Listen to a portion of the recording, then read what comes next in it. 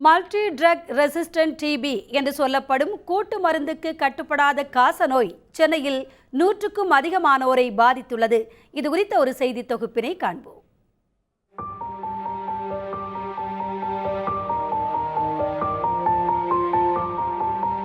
சாதாரண காசநோய் என்றால் கூட்டு மருந்து வழங்கப்பட்டு 6 முதல் 8 மாதங்கள் வரை சிகிச்சை எடுத்துக்கொண்டால் குணப்படுத்தி விடலாம்.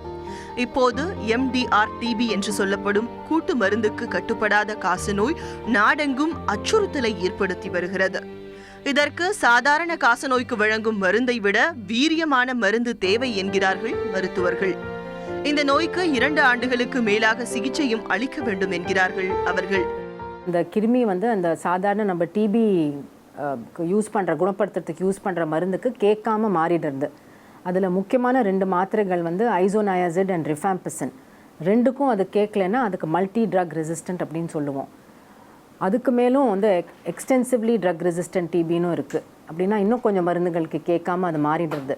ஸோ அது டிபி கிருமியோட அதோட சொந்த ஒரு ப்ராப்பர்ட்டி இருக்குது. நம்ம மாத்திரை சரியாக டோஸ் காம்பினேஷனில் கொடுக்கலன்னா அதுக்கு கேட்காம மாறிடும். அந்த மியூட்டேஷன் அந்த கிருமியை மாறிடுறது. தேசிய காசநோய் ஆராய்ச்சி நிலையத்தில் உள்ள ஜீன் எக்ஸ்பர்ட் என்ற பரிசோதனை மூலம் சாதாரண காசநோயா கூட்டு மருந்துக்கு கட்டுப்படாத தீவிர காசநோயா என்பதை 2 மணி நேரத்தில் கண்டுபிடித்து விடலாம்.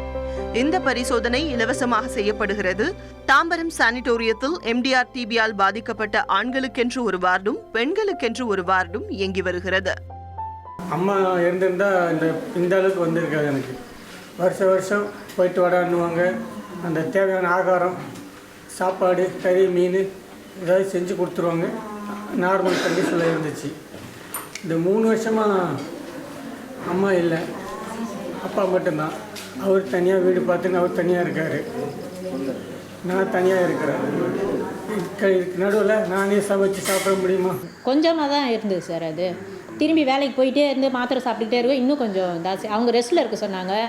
என்னோடய சூழ்நிலை ரெஸ்ட்டு இருக்க முடியல. வேலைக்கு போனேன். அது கொஞ்சம் இதுவாகிடுச்சு. இப்போ ரெஸ்ட்டில் தான் இருக்குது சார். தேசிய காசநோய் ஆராய்ச்சி நிலையம் செய்த ஆய்வில் சென்னையில் 100க்கும் மேலானோர் MDR-TB எனப்படும் தீவிர காசநோயால் பாதிக்கப்பட்டிருப்பது தெரிய வந்துள்ளது.